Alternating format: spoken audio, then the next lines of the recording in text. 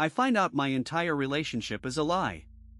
The ring, the lease, the little girl and his photos, all staged. What I do next ruins him in every way he ever counted on. Pause. He said his name was Mark Saunders the first night we met. He wore a navy sweater, smelled like tobacco and cedar, and told me the kind of story you don't question. My ex-wife died in an accident, he said. Lily's 6. Full custody is a nightmare. He showed me a photo of a small blonde girl with a gap-toothed grin and a sonogram dated February 14, 2019. He cried once, wiped his face with the back of his hand, and I believed him. We moved in together on March 12, 2021. The lease for 23 Elm Street was under both our names. He helped me sign. He painted the spare room yellow for Lily. He gave me a ring on June 12, 2023, a white gold solitaire with a receipt from Gold & Company for $6,200 dated June 11, 2023. He told me he worked at Greystone Capital as an account manager and made around $95,000. He sent me screenshots of bank balances when we argued late at night. He became everything I measured my future by. I learned to stop checking the back of the closet for secrets. I stopped calling it my apartment and started saying our home. I texted him, "I love you" every morning and watched him read it with a small smile. I trusted him until the day a courier knocked at the door with a packet addressed to Mrs. Margaret Saunders instead of me. The envelope contained a notarized copy of a court order from Clark County dated October 3, 2024. Mark wasn't answering my calls. So I opened it. Inside was a copy of a restraining order and a second page, a receipt. The receipt was for an agency called Scene Set Casting with a $1,400 charge on Mark's card. The description read, Family Day, Child's Rights, Photo Likeness. My hands went cold. I stared at the name of the little blonde girl on the receipt. It matched the photo he had on our fridge. I pulled up the picture on my phone and did the thing you're not supposed to do, I reverse image searched it. The same girl popped up on 3 different stock photo sites and a casting reel for toddler models. The sonogram image he had saved under Lily matched an image on a medical stock site flagged as a sample. Pause. My heart crashed in a dozen pieces. I checked our joint bank history. On April 22, 2024, there was a $2,700 transfer labeled Lily's School Donation. There was a $500 transfer to Sophie Clark reimbursement on July 9. I didn't know a Sophie Clark. I called Mark and he picked up on the third ring. He sounded different, clipped, careful. I can explain, he said. It's not what it looks like. His voice should have comforted me. Instead, it made me more furious. I didn't give him a chance. I hung up and hired a private investigator that night. Her name was Rosa Chen. She had a plastered grin on her website and a matchbook-sized office on 9th Street. I sent her every screenshot, every receipt, and the reverse image results. I told her, find me the truth. She called back 2 days later. Rosa found Mark's real name in 48 hours. Michael Harris, she told me over coffee on Friday, November 8, 2024, at 9:20 a.m. convicted of check fraud in 2016. Married under his real name in 2013. Wife's name Sophie Clark. Still alive in Portland.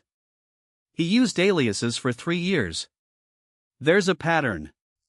She slid a stack of printouts across the table, marriage certificate for Michael and Sophie, a 2017 criminal docket in Oregon, and bank transfers from women in 3 states. Each had the same pattern, sob story, staged child, then gradual transfers of thousands of dollars. I called Sophie.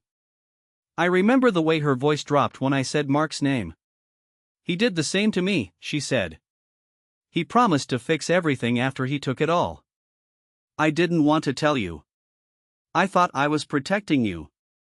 I'm sorry. Sophie sent me a photo of a little girl that matched my fridge photo. That's a model my ex used from Scene Set for a one-day shoot to make it look real for me. He paid me $700 once to pretend to be supportive. Then he left. I could have gone to the police right then. I could have sat on the evidence and quietly left. But Mark wasn't just a thief of money, he was a manipulator who had folded my trust into paper cranes and lit them on fire. I wanted him exposed. Not quietly. I wanted his name ash on everyone he relied on. So I made a plan that could not be traced back to me, and yet would hinge on his own greed. Step 1: Evidence.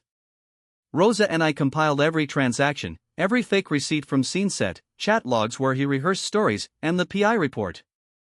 We turned the reverse image searches into printouts. I videotaped the fridge photo next to the receipt and timestamped it November 10, 2024 at 8:03 p.m. I printed bank statements showing $47,300 in transfers from 6 different women over 3 years. I felt sick writing the number down. Step 2: Bait. I created a fake probate notice. Rosa played a role. She posed as a paralegal named Karen Ellis from a small firm outside town. We wrote that Mark's supposedly deceased uncle had left a $200,000 estate contingent on the presence and proof of his dependent child's custody documents. We included a plausible-looking letterhead and a deadline: please appear in person at 9 a.m., November 17, to sign forms and verify identity. Bring any custody papers or child documentation. Failure to appear will forfeit your interest in the estate. The letter smelled official because we used real public forms as templates and changed names. I sent the letter to the address on his driver's license and waited. Mark called within 2 hours. I got a call from some lawyer, inheritance stuff, he asked, excitement leaking into his voice. This could be it, Marg. This could be the money we need for Lily's college. He said Lily with such assured ownership that my stomach dropped. I told him I would be there with him for moral support. Step 3: The meeting. Rosa booked a conference room at a Midtown bank on November 17. She hired an actor, a retired paralegal she knew, to play the probate attorney. I sat in the back with a small camera. The room was glass on 2 sides. Mark arrived at 8:45 a.m., hair carefully brushed, suit unwrinkled. He clutched a manila folder labeled Lily Saunders' birth records he had printed at Kinko's the night before. Once Mark started talking, he couldn't stop. He leaned forward, voice low and urgent, explaining how Sophie had been difficult and how he'd had to make everything look real to keep custody in a messy court back in 2019. He described scene set and laughed when he told the paralegal how he had booked a few days of acting to make photos for his court file. He bragged how he had scammed a couple of gullible women to pay for legal fees. He said it with the casual cruelty of someone who had rehearsed the lines. Rosa's actor kept the same calm, neutral voice, asked procedural questions, and at one point said, "Mr. Saunders, who else knows about these staged documents?" Mark's eyes flicked to me and then away. He named names. He named dates. He revealed an email he had sent to a woman in Arizona asking her to wire $5,000 for a fake guardianship filing. He said, "They always believe me, women want to help. They melt. I tell them it's for Lily and they give up their cards." He laughed at his own cleverness. I turned the camera off after 20 minutes because I couldn't stop shaking. Rosa had recorded everything. The actor handed him a business card and Mark left, humming a tune like a man who had just cashed a check in his mind. Step 4: Weaponize. Rosa and I took the recording, the PI report, the bank statements, and the scene set receipt to Detective Alvarez at the county police station. He was a big man with tired eyes and a soft voice. He listened. "If he confessed, and you have the bank records, it's pretty solid," he said. We filed a formal complaint for fraud, identity deception, and theft by false pretenses on November 19, 2024. Detective Alvarez called Greystone Capital that week and asked about Mark's employment. The HR director, Janine Cole, had a strict anti-fraud policy. By November 25, Mark was on unpaid suspension. Greystone froze his corporate email and removed his access to client accounts. Rosa handed copies of the evidence to the other women who had been scammed. 3 of them filed civil suits the next month. Mark realized something was wrong the night he came to our building at 2:14 a.m., November 28, and tried the back door. He thought we'd be asleep. I was not. I had left a video camera pointed at the back entrance and Rosa had coordinated with Detective Alvarez. When he tried the door, the glass door alarm triggered and 3 squad cars rolled up.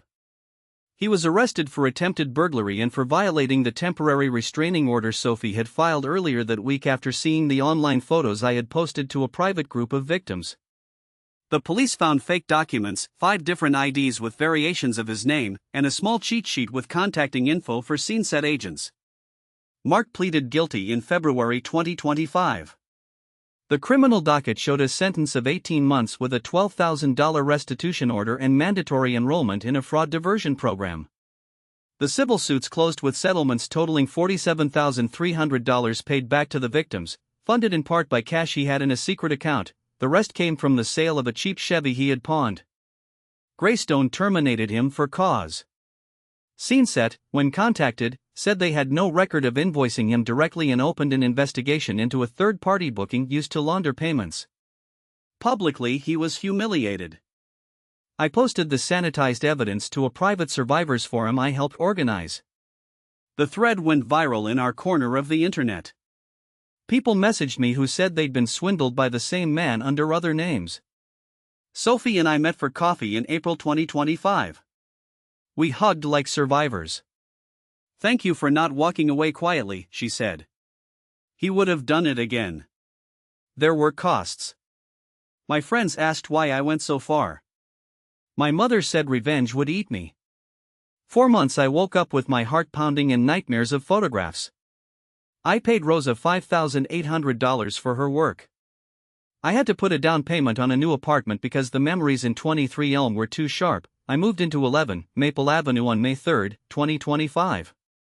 I saw a therapist twice a week for 4 months to rebuild trust. The deductible cost me $1,200. But there was also a strange, clean feeling when the court ruled and his name finally read in a public docket: Michael Harris aka Mark Saunders, guilty. The judge's gavel sounded like closure. He had lost his freedom, his job, and the ability to weave stories for profit. He had to tell people the truth in a courtroom where lies couldn't hide. I kept the ring for a long time. I would touch the inside of the band with my thumb and feel the tiny teeth marks from when I grasped it too hard the night I found the receipt. In June I took it to Gold & Company and traded it for store credit. I used that credit to buy myself a cheap silver band engraved with a single word: always. I wear it now when I leave my apartment. It reminds me that I am careful with my trust, and that I will not be someone else's charity case. People ask if I regret what I did. I don't. I regret that he taught me to doubt people I loved afterward. I regret the months I cried into my pillow. I don't regret the recording, the PI, or the phone calls. He built a life on other people's feelings and bank accounts. I just gave those people back a little of what he stole. The courtroom was where the truth mattered most. Sitting there the day the sentence was read, my legs shook so badly I thought I would fall out of the wooden bench. When the bailiffs took him away, he looked at me for a second. His eyes were small and angry, and for the first time I realized how small the man had always been beneath the stories. I felt strangely lighter. Pause.